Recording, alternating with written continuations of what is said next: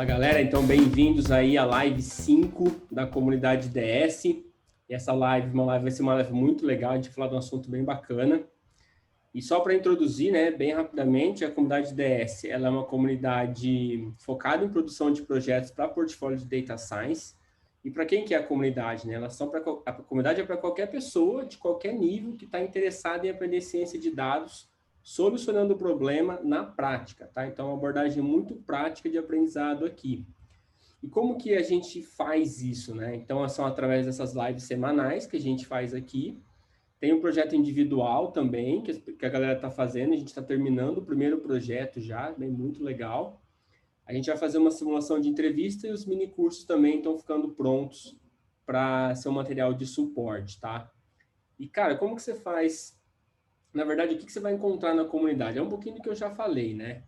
Tem a parte da live de estudos, que é essa live que a gente está fazendo aqui de 1h30, mais ou menos, onde a gente vai criar a solução de ponta a ponta de vários tipos de projeto, né? De várias naturezas de projeto.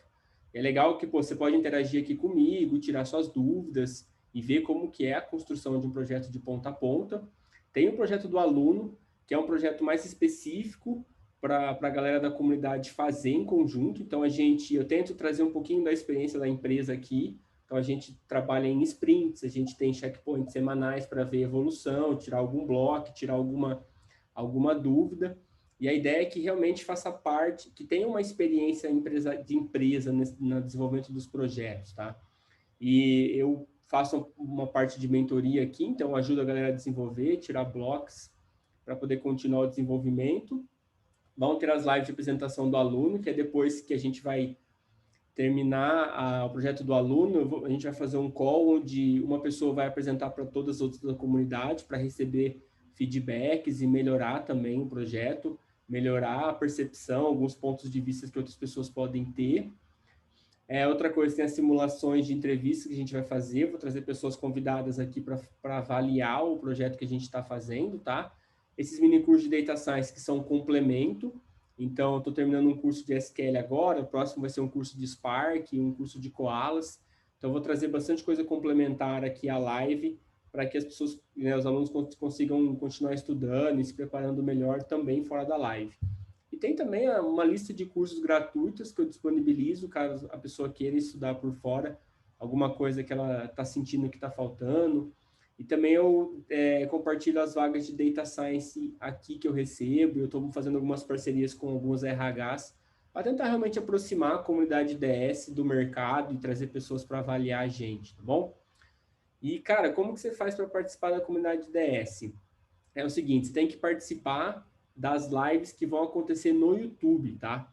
E como que você faz para participar da live do YouTube? Você precisa se inscrever. Então, você vai lá no blog, clica aqui no menuzinho Lives da Comunidade DS e coloca teu e-mail aqui embaixo e clica em se inscrever, tá? E aí, a primeira live do YouTube vai acontecer na semana que vem, dia 7/10, às 20 horas.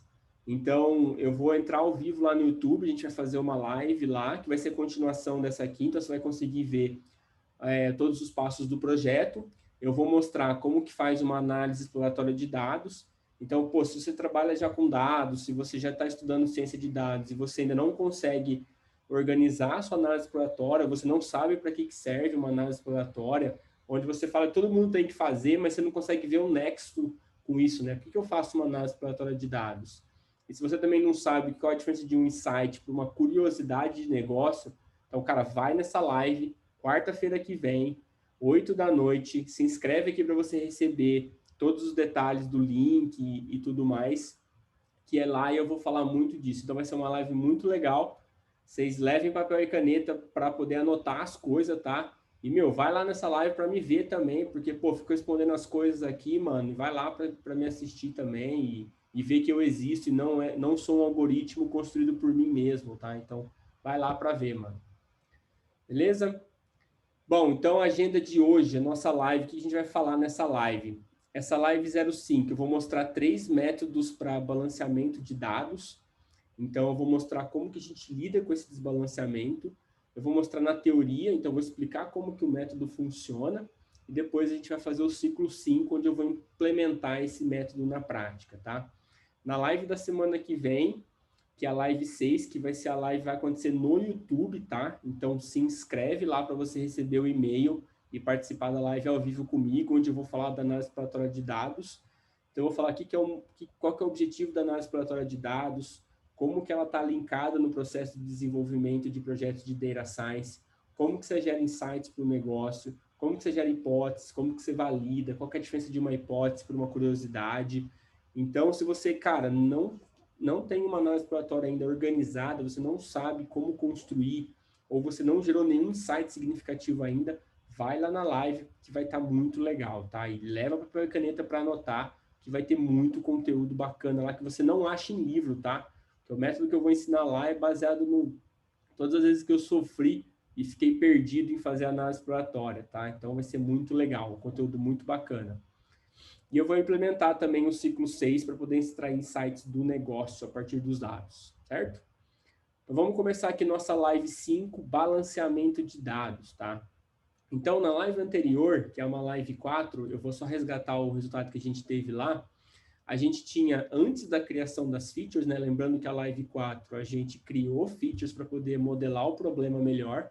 Então, antes da criação das features, na verdade, depois da criação das features, na verdade, antes da criação das features, a gente tinha uma acurácia de 62%, que estava enviesada pelo desbalanceamento. A gente tinha uma acurácia balanceada, que levava mais em consideração o desbalanceamento e representa, portanto, melhor a performance do modelo, que está em torno de 11%. E a gente tem uma métrica capa, que mede basicamente a concordância entre dois estimadores, né? Sendo eles um modelo que a gente criou e o outro é o modelo gerador do fenômeno, que a gente não conhece, tá? Então, esses aqui são os nossos resultados. Depois que a gente criou as features, a gente teve um resultado de uma acurácia de 83%, uma acurácia balanceada de 16% e um capa score aí de 72%. Então, é legal notar que quando a gente criou as features, a gente deu mais informações para o modelo poder aprender o padrão. Então, por isso que a acurácia balanceada ela subiu e a capa score ela também subiu porque ela está realmente modelando bem os dados. O problema é que a gente não, como eu falei, acho que na live 2, a gente não pode ter uma única métrica para medir a performance, porque senão a gente fica enviesado. E nem todas as métricas, elas têm elas representam a performance total do modelo. Às vezes a gente precisa de um conjunto de métricas para poder ver diferentes perspectivas da performance de um modelo, tá? Então, por isso que a gente sempre olha para pelo menos duas. Aqui no caso é a acurácia balanceada, a CAP-score, também a gente olha a matriz de confusão e tudo isso junto, tá bom? E aí você me pergunta, Meigro, mas cara, por que os resultados eles continuam tão ruins assim, né? E aí a gente tem, na verdade, um checklist de coisas que a gente precisa fazer para começar a avaliar o resultado. Então, por enquanto, não dá para falar que esse resultado está muito ruim, sendo que a gente não fez todas as coisas que a gente deveria. Quais são essas coisas, né? Então, o primeiro, o desbalanceamento dos dados, que a gente está tratando aqui. Então, só para ter um overview de como está o balanceamento hoje.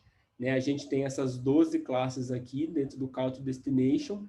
Esse ID é o número de exemplos que eu tenho dentro de cada classe. E aqui eu tenho um percentual que quanto esse valor aqui representa no percentual total dos dados. Então, por exemplo, para a classe PT, eu tenho 214 exemplos que corresponde a 10% de todos os meus dados. Se eu olhar a classe NDF, que é pessoas que não encontraram destino, elas correspondem a quase 60% dos meus dados. Estados Unidos, 30%. Depois eu divido todo mundo aqui abaixo aí de... na verdade, não é 10%, tá? É 0,10%. Então, eu tenho muito desbalanceado aqui, eu tenho uma concentração muito grande nos Estados Unidos aqui, pessoas que não encontraram o destino para fazer um agendamento no Airbnb, tá?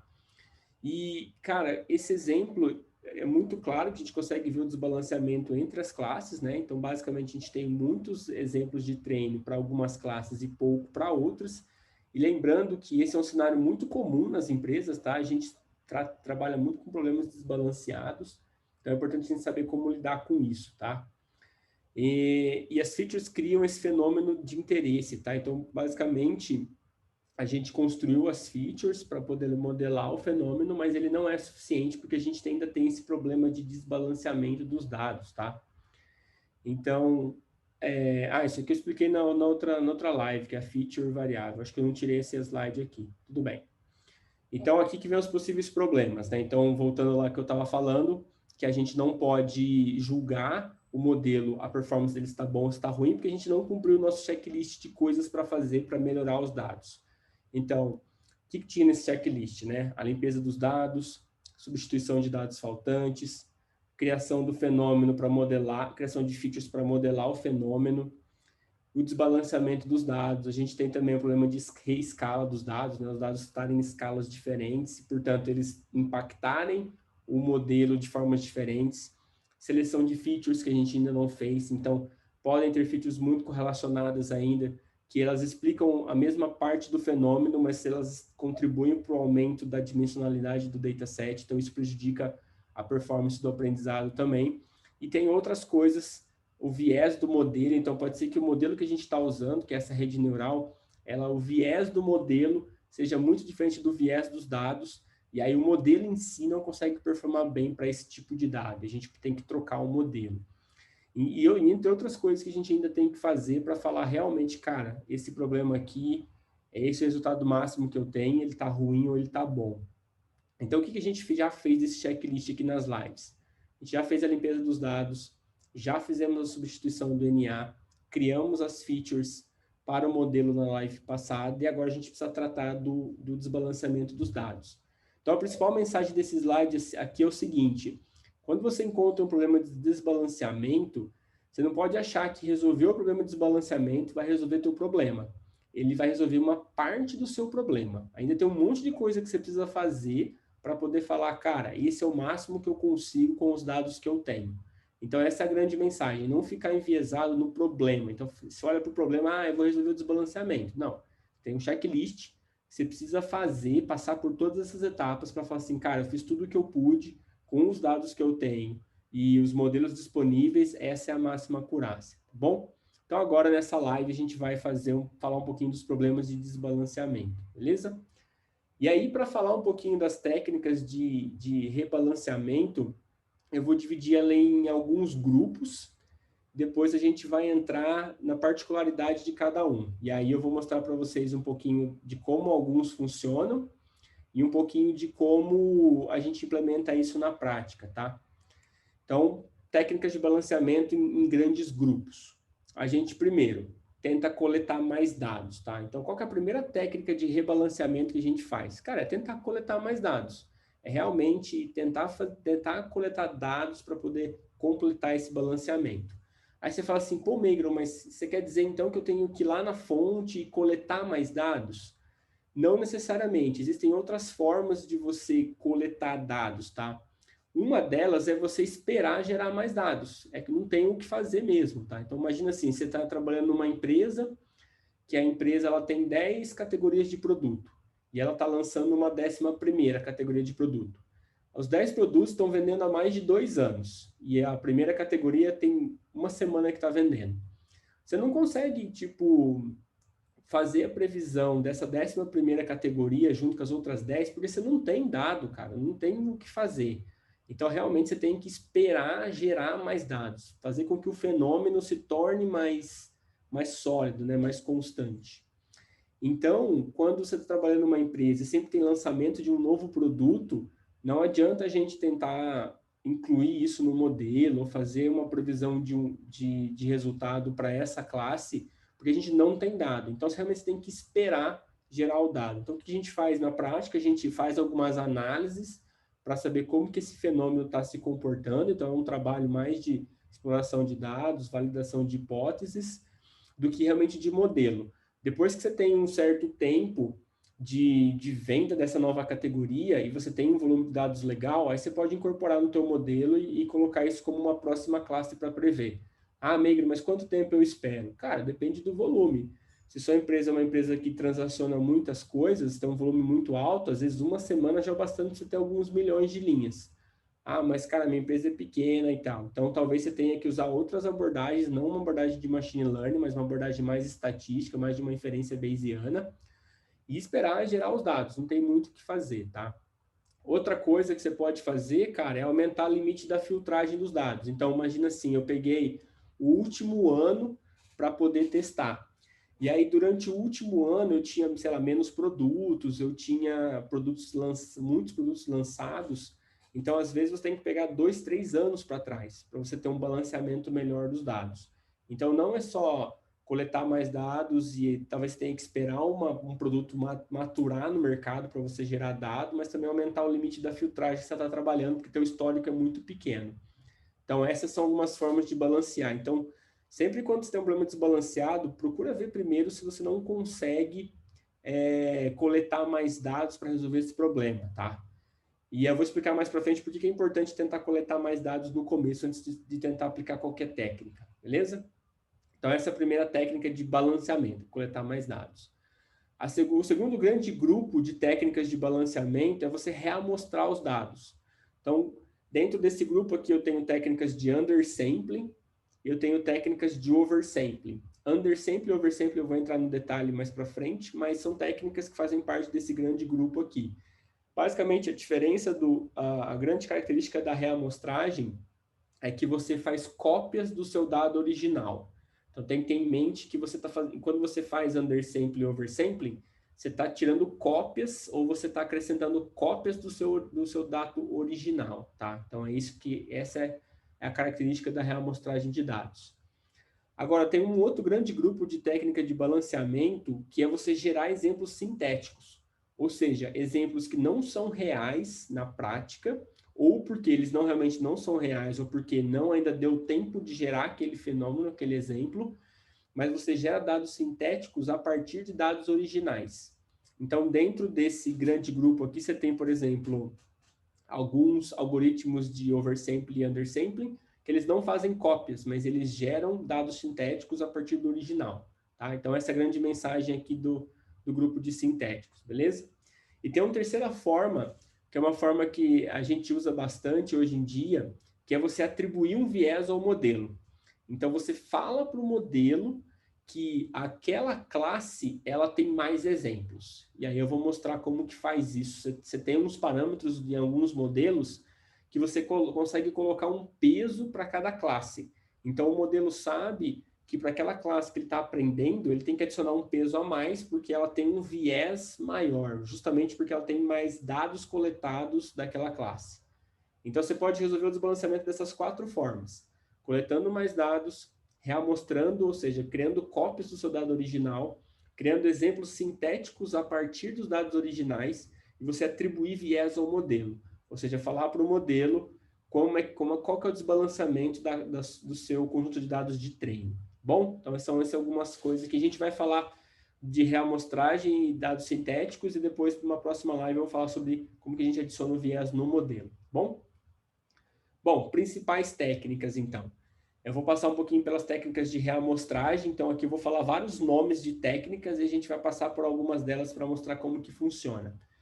Mas, em termos de undersampling, a gente tem algumas técnicas que eu faço um undersampling aleatório, e aí a palavra undersampling vocês vão entender quando eu explicar um pouquinho, tá? Não precisa ficar preocupado em undersampling agora. Mas eu posso fazer um undersampling aleatório, então eu posso tirar amostras aleatórias. Eu posso usar um algoritmo chamado Condensed Nearest Neighbor. E aí ele tem algumas características também. Tem o Near Miss, que é muito legal, e existem 3 fases do Near Miss. O Near Miss 1, 2 e o 3. Cada um também tem uma certa diferença, tá? E a gente tem o Tomac Links, que é um dos mais usados hoje em dia, que também traz bons resultados para undersampling, beleza? E na verdade o Tomac Links, ele é uma evolução do Near Miss 3. Então tem um paper de 2002 que o autor que criou o Tomac Links, ou que propôs o Tomac Links, ele começa falando que tem uma evolução do Near Miss. Então ele quis propor uma forma diferente para resolver o problema que o Near Miss solucionava até então. Aí, lembrando que no final dessa apresentação tem as referências que eu usei para poder criar isso aqui, e lá eu deixo o paper que o autor escreveu do Tomac Links. Então, ele é super legal de ler, vale a pena dar uma lida depois também para pegar o manejo de ler alguns papers mais científicos, tá bom? Técnicas de oversampling agora. Então, o que tem de técnica de oversampling? Tem aleatório, então também posso fazer um oversampling aleatório. E isso é repetição. Lembra que o oversample e repetição é você fazer cópias dos dados originais. Você tem uma outra forma de fazer oversample, que é você gerar dados sintéticos. E aí você pode usar o SMOTE, que é o mais usado, né, que é uma sigla para Synthetic Minority Oversampling Technique. Então, é uma técnica de oversampling de classes minoritárias sintéticas. Eu vou explicar para vocês o que isso quer dizer. Tem um também muito legal, bastante usado, que é o ADSYN, ou ADASYN, que é o Adaptative Synthetic. Então, também que você cria dados sintéticos que são adaptativos, isso é bem legal, na verdade. Tá? E você pode combinar essas duas técnicas com alguns modelos de machine learning. Então, por exemplo, o K-means, dá para usar o K-means com Smolt. Então, tem o K-means Smolt já implementado para a gente usar. Tem o Borderline, que você pode usar com Smolt também. E tem a SVM, cara, que é poderosíssima, a SVM com Smolt, tá? Aí eu vou passar por algumas delas explicando o que cada uma significa, beleza? Bom, vamos falar então das técnicas de undersampling e depois vamos falar de oversampling e aí a gente vai implementar, tá? Técnicas de oversampling, a random oversampling. Então, como que a técnica mais simples de oversampling funciona? Imagina que eu tenho aqui o meu conjunto de dados e esse conjunto de dados vermelho são os dados da minha classe. Então, imagina que eu tenho uma classe vermelha e tenho uma classe verde. Então, a junção dessas duas classes aqui é o conjunto total de dados que eu tenho.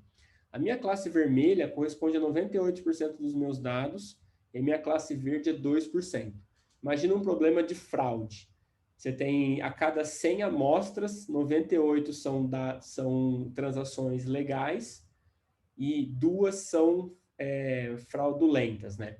Então, você tem 98, 2. E aí eu tenho que fazer um balanceamento dos meus dados usando a técnica de oversampling. Então, o que eu faço? Eu chamo a classe que tem mais dados de majoritária e a classe de menos dados de minoritária. Então, o que eu faço? Eu pego a minha classe no oversampling, tá? Eu pego a minha classe minoritária aqui e eu vou amostrando ela. Então, eu vou mostrando uma parte aleatória da minha classe minoritária aqui e eu guardo ela aqui em cima. E aí eu amostro aqui de novo e eu guardo ela aqui de novo. Aí eu amostro mais uma parte da classe minoritária e coloco ela aqui. Então, eu vou mostrando aleatoriamente a minha classe minoritária até que ela fique do mesmo tamanho da minha classe majoritária. E aí eu tenho 100% dos dois. Então, por exemplo, se eu tenho 100 exemplos e eu tenho 98 vermelhos e 2 verdes, agora eu vou ter 98 vermelhas e 98 verdes.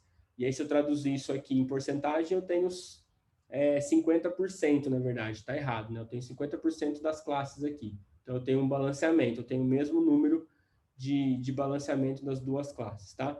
Então, o oversampling é você amostrar a mais, né? O over é de a mais e o sampling é de amostragem. Então, eu amostro várias vezes a classe minoritária até que o tamanho da classe minoritária fique do tamanho da majoritária. E aí eu tenho 50% de cada uma, tá? Então, essa é a técnica de oversampling. E aí, de cara, você já consegue ver um problema aqui, tá? A vantagem é que ela é um método rápido e fácil, tá? E quando a gente fala de técnicas de amostragem, realmente velocidade e facilidade fazem sentido, porque vocês vão ver que as outras técnicas que eu vou mostrar aqui, cara, elas são mais complicadas, elas demoram um pouco porque tem outros passos, outra mecânica, tá? E aí a desvantagem do oversample, que é até bem claro, né? Você aumenta a repetição de exemplos de treino. Então, imagina que eu tenho 2 exemplos, eu tenho 2 fraudes aqui. Para eu fazer uma amostragem de 2 e sair para 98, eu preciso repetir a minha amostragem 46 vezes, né? Ou não, 49 vezes. Porque eu estou amostrando ela até eu ficar com 98. Então, eu tenho muita amostra repetida no treino. E qual que é o problema disso?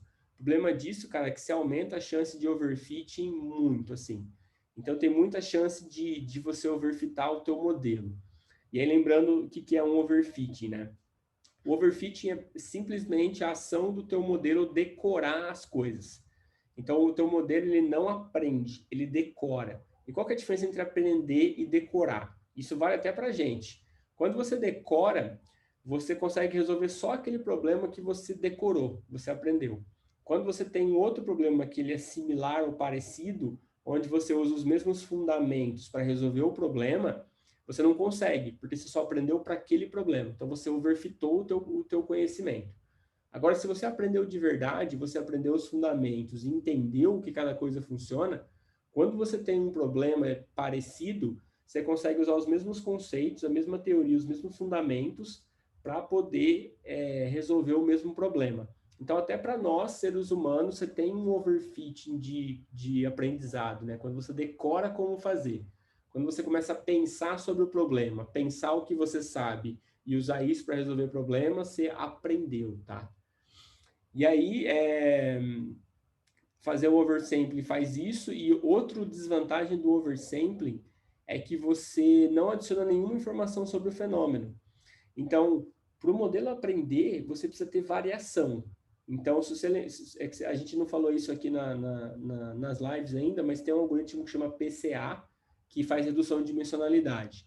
O que ele faz, ele converte os dados para uma outra dimensão e pega as features que mais variam, porque a variabilidade é onde tem informação. Então, você precisa que a sua linha em relação às colunas, elas variem os dados para você ter um fenômeno, para você ter um aprendizado. Então, quando você está fazendo cópias do seu dataset, você não está adicionando coisa nova. Então, você não tem um aprendizado, você tem muito mais um overfitting, tá? E quando que eu uso essa técnica? Bom, isso eu vou falar de coisas que funcionaram para mim, tá? É claro que a gente tem que testar, tudo tem que testar para saber se funciona naquele contexto, mas contexto que eu já usei o Random Oversampling que deu certo é quando, primeiro, você não consegue mais coletar dados das classes, então por algum motivo é aqueles dados que você tem, e segundo, o problema ele não possui uma natureza desbalanceada. Então, o que eu quero dizer com isso? Não adianta você resolver um problema de fraude fazendo oversampling. Não adianta você pegar 2, 3 fraudes do seu dataset e replicar elas 100 vezes, porque não vai funcionar. Porque a própria natureza do problema ela é desbalanceada. Então, o problema de fraude ela é desbalanceada por natureza. Então, técnicas de oversampling não funcionam, porque você precisa lidar com o desbalanceamento natural que ela tem. Quando você faz o balanceamento de um problema que é naturalmente desbalanceado, você está colocando um viés ali. Então, é muito difícil resolver. E aí, o que a gente faz em fraude? Fraude, cara, é um outro departamento, tem algoritmos específicos de árvores para resolver isso, tá? Então, sempre pense na natureza do teu problema. É um desbalanceamento natural, porque o fenômeno que você está medindo é realmente desbalanceado, ou tem algum problema nos dados aqui, falta de maturação de produto, que fez com que o teu problema ainda não fosse balanceado, tá? Então tem que avaliar isso. Bom, e aí vamos falar um pouquinho então das técnicas de oversampling quando você não faz cópias, mas agora você gera exemplos sintéticos, tá? Que aqui é a parte legal. Então tem a técnica do Smolt, que é a geração sintética de oversampling, né? Então, como que o Smolt funciona? Ele é bem simples, tá? Ele não é tão difícil de entender. Imagina que você tem um espaço de dados aqui e você tem duas classes. Você tem a classe vermelha e a classe verde. Vamos imaginar que a classe vermelha é a classe majoritária e a classe verde é a classe minoritária, tá? Então, no espaço de dados, eu tenho duas features aqui, duas dimensões, então eu estou vendo os meus dados aqui. O que o Smolt faz? O Smolt ele segue um passo a passo, tá? O que o Smolt faz no primeiro passo? No primeiro passo, ele escolhe aleatoriamente um exemplo da classe minoritária. Então, por exemplo, eu vou escolher aqui, ó, pintei de preto aqui esse exemplo da classe minoritária, tá? Então, o primeiro passo, escolhi um exemplo da classe minoritária. Agora, o que ele faz? Ele escolhe K vizinhos mais próximos. Então, eu vou escolher aqui os meus K vizinhos mais próximos. A gente vai olhar a documentação do Smolt, você vê que o padrão default dele são 5 vizinhos mais próximos, tá? A gente pode alterar, mas o padrão dele é 5, tá bom? Vamos assumir que seja 5 K vizinhos mais próximos. Como que você encontra os K vizinhos mais próximos? Você faz distância euclidiana, e aqueles pontos que tiverem a menor distância da tua referência são seus vizinhos mais próximos. Então, o Smolt ele escolhe os K vizinhos mais próximos, e no terceiro passo, ele escolhe um exemplo aleatório entre esses K vizinhos. Então, agora eu só posso escolher um exemplo aleatório entre esses 5 aqui. E vamos imaginar que eu escolhi esse aqui, esse exemplo, vermelho. Aí você fala, pô, Meigran, cara, eu posso escolher um exemplo de uma classe, de um exemplo de uma outra classe, da classe majoritária? Pode, não tem problema nenhum. Se a classe estiver dentro dos meus vizinhos mais próximos, eu posso escolher. E isso também é uma grande fraqueza do Smolt, que eu vou mostrar mais para frente. Mas, por enquanto, vamos concentrar aqui no processo.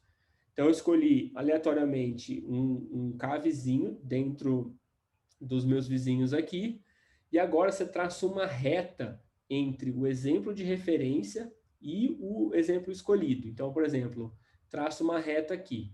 E agora você vai gerar um exemplo sintético em cima dessa reta, que é essa forma aqui, ó. Gerei um ponto. Então, em qualquer posição dessa reta, eu vou gerar um exemplo sintético, tá? Então, eu vou gerar um exemplo novo, que ele é sintético, ou seja, ele não existe, ele é criado a partir do original, e um ponto aleatório nessa reta traçada, tá? E aí a reta, ela tem um motivo aqui. A reta, ela é uma propriedade convexa.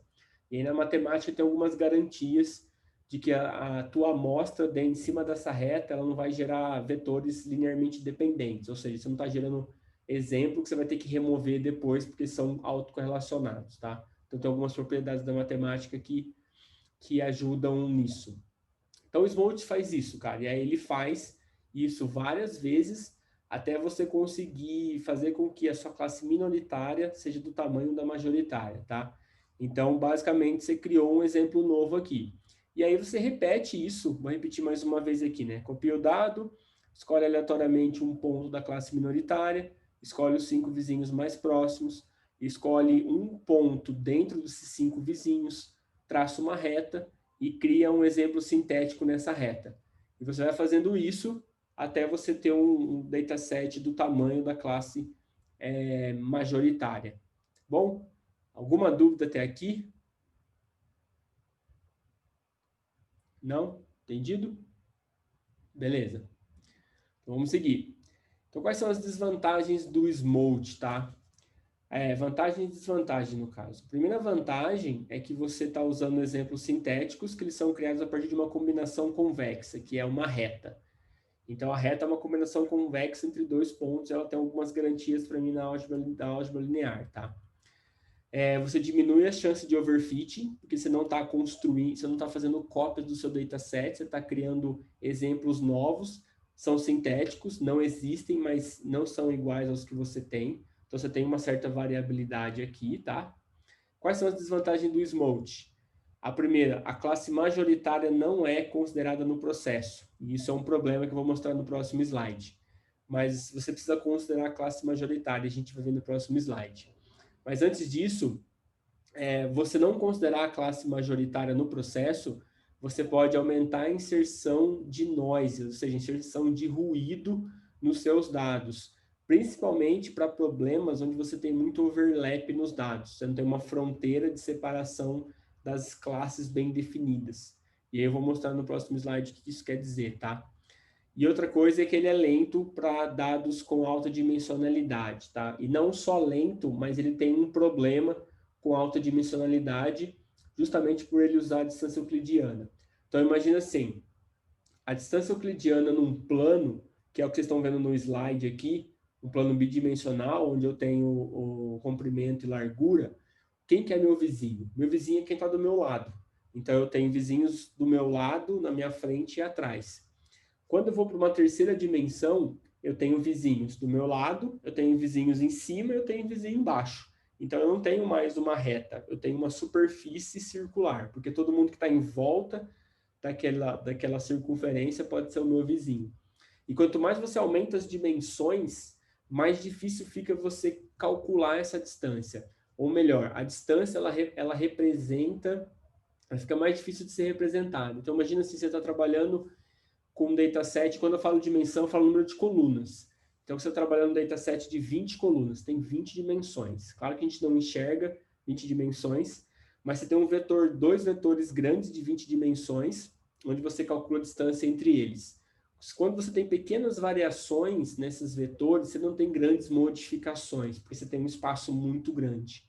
Ou você tem um espaço muito disperso. Então, as distâncias elas não ficam bem definidas. E isso é um pouquinho da explicação do problema da da alta dimensionalidade, né? Que é aquela maldição da alta dimensionalidade. Em alta dimensionalidade, tudo fica muito distorcido, muito difícil de ser medido com precisão. Então, esse é o problema de você usar o Smolt, que usa a distância euclidiana. Quando você aumenta a dimensionalidade, você começa a perder sentido nas suas medidas. Beleza? E aí eu vou mostrar um pouquinho da desvantagem que eu comentei sobre você incluir ruídos quando você usa o Smolt, se você tem uma classe que tem overlap. Então, imagina assim, imagina que você tem aqui um conjunto de dados, essa aqui é a classe vermelha, e aí imagina que ela é a classe majoritária. E aqui você tem a classe minoritária, que é a sua classe verde. E aí você pode observar que você tem bastante overlap. Na literatura de machine learning, esse overlap é chamado de erro salt e pepper, né? De sal e pimenta. Eles falam que você joga a pimenta e o sal junto, né? Uma é branca, a outra é preta, ali você tem uma mistura daquilo. Então você tem ruído branco, você tem ruído salt e pepper, você tem vários tipos de ruído que você pode adicionar no modelo para testar outras coisas como estabilidade e tudo mais. Mas esse é um outro assunto. Então imagina que você tem a classe minoritária dessa forma, e aí você vai rodar o Smolt. O que o Smolt faz? Imagina que ele escolhe aleatoriamente esse ponto aqui, ó, que é um ponto que está muito mais na região da classe vermelha do que da classe verde. E aí você calcula os 5 vizinhos mais próximos, que são esses caras aqui. E aí você escolhe dentro desses vizinhos, aleatoriamente qualquer um deles, traça uma reta e cria um exemplo sintético. Você acabou de adicionar um ruído no dataset, porque esse ponto verde não deveria estar aqui, porque essa área ela está muito mais propensa para a classe vermelha. Você deveria estar criando novos pontos do outro lado, onde você tem uma maior concentração de dados da classe verde. Então o Smolt tem esse problema de poder aumentar o ruído do seu dataset, tá? E aí a gente tem umas formas da gente contornar isso aqui, tá bom? Bom, então esse foi um pouquinho do oversampling. Então eu mostrei o oversampling random, né, que você faz cópias, e o oversampling onde você gera dados sintéticos com o algoritmo do Smolt, tá? E agora a gente vai falar um pouquinho de técnicas de undersampling, tá? E aí eu vou continuar com a galera aqui da comunidade. E aí, cara, se você quiser participar aqui com a gente na semana que vem, na quarta-feira, às 20 horas, eu vou fazer a continuação dessas lives aqui lá no YouTube. Para você participar, você precisa se inscrever para poder participar. Então, entra lá no blog, clica lá nas lives da comunidade DS, se inscreve. Na quarta-feira que vem a gente se encontra no YouTube, ao vivo. Você vai poder tirar dúvidas comigo. Eu vou falar sobre um assunto muito legal, que é a análise exploratória de dados. Então, vou mostrar como que você gera insights a partir dos dados. Vou mostrar como que você define o que é um insight, o que é uma curiosidade. E se você já está estudando ciência de dados, mas ainda não gerou insights a partir dos dados, ou para o seu projeto de portfólio, ou para a sua empresa, cara, vai nessa live que vai ser muito legal, vai ter muito conteúdo novo. É um conteúdo que não, se você não acha em livro, é muito baseado na experiência e todos os perrengues que eu passei fazendo análise exploratória de dados. Então leva papel e caneta para você anotar, que vai ficar muito legal. E no final dessa live eu vou mostrar como que você entra na comunidade DS. Eu vou abrir algumas vagas, são vagas super restritas, porque a gente trabalha aqui em produção de projetos, então não pode entrar muita gente, tem que entrar controlado para a gente poder manter a qualidade dos nossos projetos aqui, tá? E também vai ter umas surpresas muito legais com relação ao meu curso. Então, cara, aproveita que vai ser muito legal. Para quem me pediu presente de aniversário lá no Instagram, esse vai ser o presente. Então, cara, aparece lá que vai ser muito legal, beleza? Então, obrigado aí pela sua presença e a gente vai continuar aqui com a galera da comunidade. Até mais.